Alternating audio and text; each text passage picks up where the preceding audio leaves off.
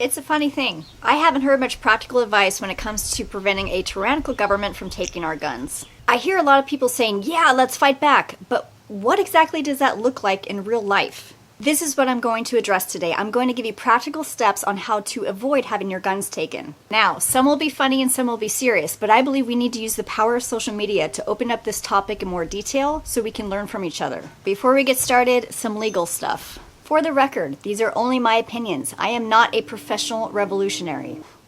Believe it or not.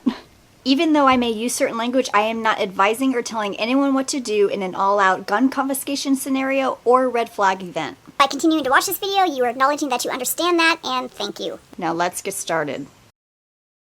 Ever heard the term loose lips sink ships? In World War II, this phrase adorned propaganda posters to remind Americans that careless talk could undermine the war effort. Fast forward to today in the world of social media, and I have the updated phrase. It's gun selfies, no helpies.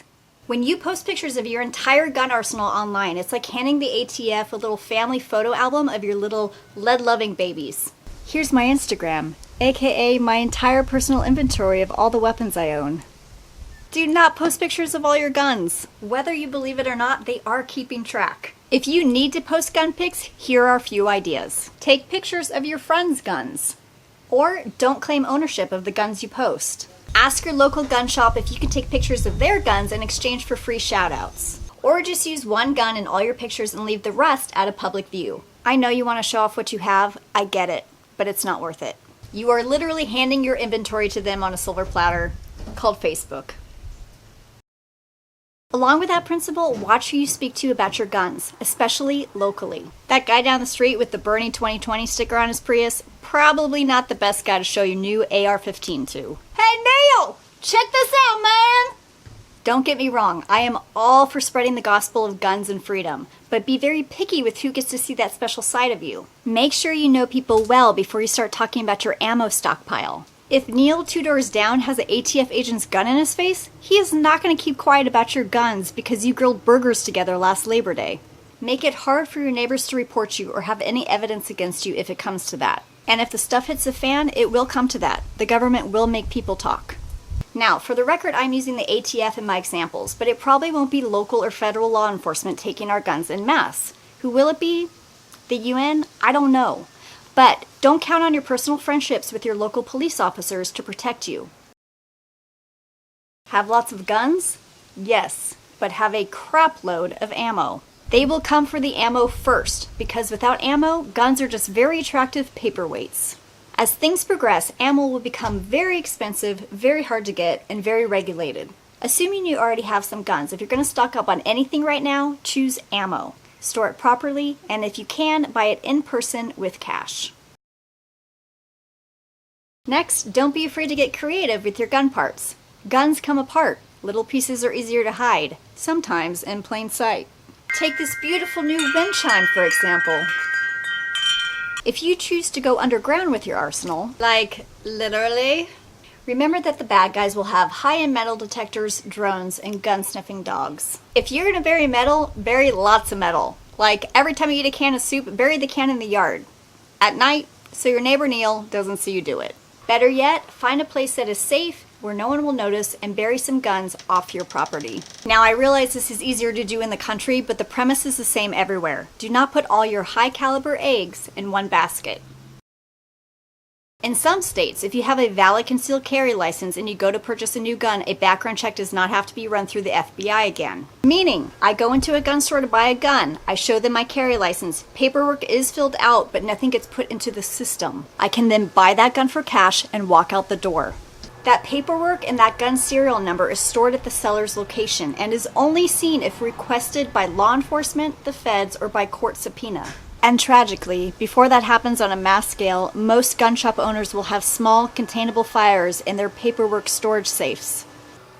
No one knows why this happens, but I believe that the same manufacturers of the boats and canoes that are constantly capsizing with our guns in them also make the safes where the gun shop owners keep our gun paperwork. It's tragic. Take advantage of private gun sales when and where you can, because that is most likely going away first. Now this is a big one. There is power in numbers. Think Cliven Bundy and his standoff with the feds in 2014. Do you think it would have ended well if he would have faced down the government alone? Cliven was supported by a few dozen of his very well-armed friends, and they all walked away from the standoff unharmed. Now, translate that scenario to your house. Do you really think it's going to end well if it's just you and your family against a dozen well-armed men at your door? I don't care how well prepared you are, 99% of you will not win. And the 1% that does will only delay. In fact, I'm guessing that 90% of you won't even fight back. I don't say that to insult you, but reality is it is a very different thing to say you'll go down shooting than to actually do it, especially when your family is cowering behind you.